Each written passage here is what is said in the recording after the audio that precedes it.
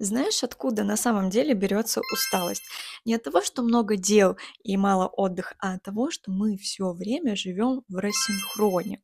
Ум говорит, давай быстрее, у тебя столько целей, а тело при этом лежит на диване и вообще не собирается никуда вставать. И это не лень, это непонимание того, что ты хочешь на самом деле. Я это называю психологический джетлаг.